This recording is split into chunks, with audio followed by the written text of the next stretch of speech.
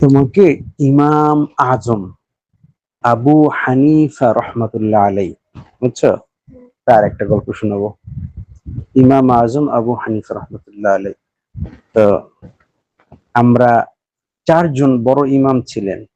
একজন ইমাম আবু হানিফা রহমতুল্লাহ আলাই, আর একজন তার চেয়ে একটু ছোট ইমাম মালিক রহমতুল্লাহ আলাই। তিনি মদিনা শরীফে থাকতেন। মদিনা শরীফকে এত মহব্বত করতেন যে মদিনা শরীফ থেকে বাইরে বের হইতেন না। কেন? যদি মদিনার বাইরে তার মৃত্যু হয়ে যায় এই ভয়ে মদিনা শরীফ থেকে বাইরে যেতেন না। ইমাম মালিক রহমতুল্লাহ আলাইহি আর একজন হলো তার শাগরেদ, তার ছাত্র, বুঝছো, তার নাম ইমাম শাফিঈ রাহিমাহুল্লাহ তাআলা। তিনি ছিলেন মিশরে। তিনি মক্কা মুকাররমায় তার জন্ম, মিশরে। তো আর একজন তার এক ইমাম শাফি রহমতুল্লাহ, একটা গল্প বলি, বুঝছো। ইমাম শাফি রহমতুল্লাহ আলাইহির একটা শাগরেদ ছিল, শাগরেদ। তো তো ইমাম শাফি রহমতুল্লাহ আলাই তার একটা শাগরেদ ছিল, ছাত্র। তো এই শাগরেদের সাথে একটা বিষয় নিয়ে একবার বিভিন্ন বিষয়ে কথোপকথন হইতেছে। তাতে তার সাথে 100টা বিষয়ের মধ্যে 99টা বিষয় একমত। ছাত্র ওস্তাদ একটা বিষয় দ্বিমত হয়েছে। ছাত্র একটা বলে, ওস্তাদ একটা বলে। পরে ওস্তাদের সাথে রাগ করে সে বাসায় চলে গেছে। রাগ করে বাসায় চলে গেছে। তো ইমাম শাফি রহমতুল্লাহ আলাই কি করছেন, কতক্ষণ পরে ছাত্রের বাড়িতে হাজির, যে দরজায় নক করছে। ছাত্রের বাড়ি থেকে উপস্থিত হচ্ছে, দরজা নক করছে। অনেক দূরে না, বেশি দূর ছিল না। যে দরজা বাড়ি যে হাজির, পরে দরজা নক করছে, বলছে কে? বলছে ইদ্রিস। ইদ্রিস কে? এই সময় ইদ্রিস কি? তখন সে অবাক হয়ে গেল, ইদ্রিস নামে তো আমার ওস্তাদ ছাড়া কেউ নাই। খুলে দেখে তার ওস্তাদ। অবাক হয়ে গেছে, হযরত এবার এই সময় আগমন। বলছে দেখো, তোমার সাথে আমার সাথে 99টা বিষয়ে একমত হয়েছি, একটা বিষয়ে দ্বিমত, তাই তুমি রাগ করে চলে আসলা। তখন বললো, এটা মনে রাখবা, যেই ব্রিজ, যেই সাঁকর, যে ব্রিজ দ্বারা তুমি নদী পার হইছো, নদী পার হয়ে ব্রিজটা ভেঙে ফেলাবা না, সাঁকোটাকে ভেঙে ফেলবা না। কেন? আবার হতে পারে তোমাকে ওই ব্রিজ দিয়ে আবার ফিরে যেতে হবে। তার মানে হলো সামান্য বিষয় মানুষের সাথে সম্পর্ক নষ্ট করবে না, কারণ হতে পারে ওই লোকটাকে তোমার দরকার হতে পারে। আচ্ছা শোন, এবার আসো। আরেকজন ইমাম হলেন ইমাম আহমদ ইবনে হাম্বল, বুঝছো। ইমাম আহমদ ইবনে হাম্বল রহমতুল্লাহ আলাইহি ইনি ইমাম শাফি রহমতুল্লাহ আলাইহির ছাত্র। ইমাম আজম আবু হানিফা রহমতুল্লাহ আলাইহির গল্প শোনো। ইমাম আজম আবু হানিফা রহমতুল্লাহ আলাইহির বাড়ির পাশে একটা শিয়া থাকতো। শিয়া, শিয়া হইল একটা সম্প্রদায়। সম্প্রদায় মানে ওরা কিছু মানুষ, ওরা আমাদের নবী পরিবারকে অতিরিক্ত মহব্বত করে, বেশি, যা দরকার না, যা ইসলাম বলে না তার চেয়ে বেশি মহব্বত করে। এই মহব্বত করতে গিয়া তারা অনেক মন গড়া কথা বানাইছে। শিয়ারা হলো একটা দল, ওরা ইরানে বসবাস করে। ইরানে একটা দেশ আছে, ইরানে বাস করে। তো ওদের ওরা একটু বিশাল পাগড়ি পরে। ওরা আমাদের নবীকেও মানে না, ওরা আমাদের কোরআনকে মানে না। ওরা বলে কোরআন আর একটা, এটা না। ওদের কোরআন শরীফ নাকি নিয়ে লুকাই গেছে, এক ব্যক্তি পরে আসবে। যাই হোক, অনেক মন করা বানানো। ওরা মিথ্যা বলাকে সওয়াব মনে করে, সত্যকে গোপন করা সওয়াবের কাজ। এরা শিয়া, এরা মুসলমানদের অনেক দুশমন। মহব্বত করে, এটা দাবি করে, মূলত এটা মহব্বত করে না, মূলত মহব্বত না, এটা স্লোগান। তো নবী, এই শিয়ারা, বুঝছো, এরা মুসলমানদের দুশমন।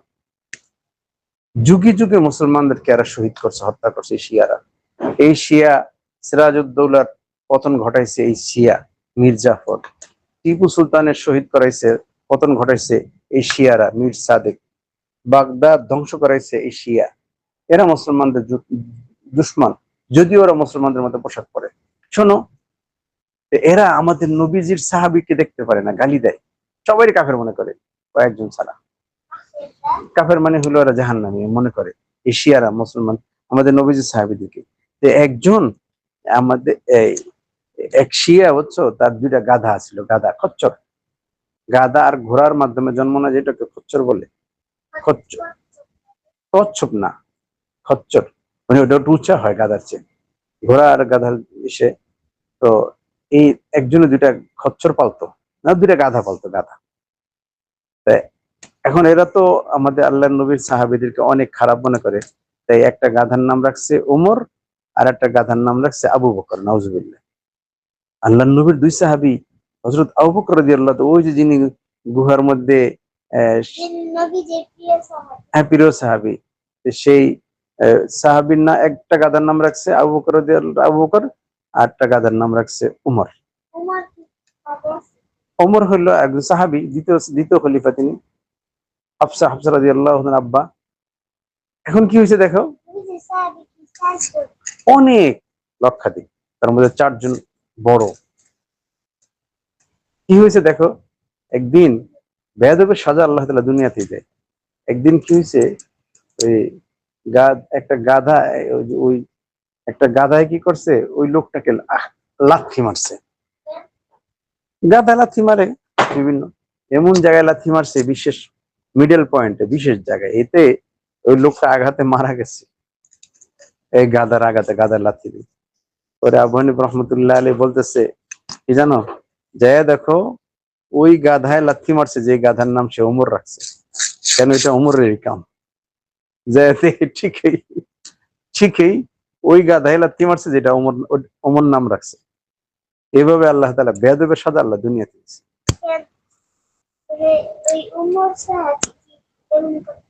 ওমর সাহাবী, তিনি বড় বাহাদুর ছিলেন, তিনি শক্তিশালী ছিলেন, তিনি সাহাবী, সাহাবী মানে সাহসী সাহাবী ছিলেন।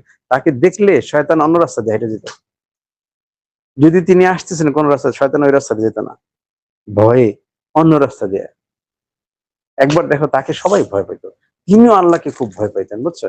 একবার কি হয়েছে দেখো, আমাদের নবীজি সাল্লাল্লাহু আলাইহি ওয়াসাল্লাম সামনে তার যত স্ত্রীরা তারা আসছেন, বুঝছো, আসছেন, যখন বিভিন্ন বিষয় চাইতেছেন, নবীজির সাথে খুব খুব কথাবার্তা বলতেছেন। এখন কিছুক্ষণ পরে হঠাৎ ওমর রাদিয়াল্লাহু তাআলা আনহুর অনুমতি চাইছে, ওমর রাদিয়াল্লাহু তাআলা দেখতে আসবে, যে কোনো অনুমতি চাইছে। যেই ওমরের আওয়াজ শুনছে সব পর্দার আড়ালে চলে গেছে। এখন পর্দার আড়ালে চলে গেছে, তখন রাসূল, যেই ওমর রাদিয়াল্লাহু তাআলা রাসূল সাল্লাল্লাহু আলাইহি ওয়াসাল্লাম কাছে আসছে, এসে দেখেন ওই যে হাসতেছে, হাসতেছে, বলছে রাসূল সাল্লাল্লাহু, ওমর রাদিয়াল্লাহু বলছে আযহাকাল্লাহু সিন্নাক, ইয়া রাসূলুল্লাহ আপনি হাসতেছেন, দেখো এরা এতক্ষণ আমার সাথে কত কিছু করতেছিল, যেই তোমার আওয়াজ শুনছে সব পর্দার নিচে, পর্দার আড়ালে লুকাইছে। তখন ওমর রাদিয়াল্লাহু রাগ করে বলতেছে, ইয়া আদুওয়াত আনফুসিহিন্না, এই নিজের দুশমনেরা, হ্যাঁ, আল্লাহর নবীকে ভয় করো না, আমারে ভয় পাও, আল্লাহর নবীকে, আল্লাহ রসুলকে ভয় পাও না, আমাকে ভয় পাও। তখন বলছে, আরে আল্লাহ রসুল দয়ালু, তুমি হলো কঠোর, আনতা আফাজ ওয়া আগলাজ, তুমি হলো কি কঠোর, আল্লাহ রসুল দয়ালু। এই সে ওমর, যেহেতু এরকম গাধার নাম ওমর রাখছে, ওই গাধা আল্লাহ তেমেরাদের শেষ করে দিচ্ছে। বেয়াদবি করতে নাই বড়দের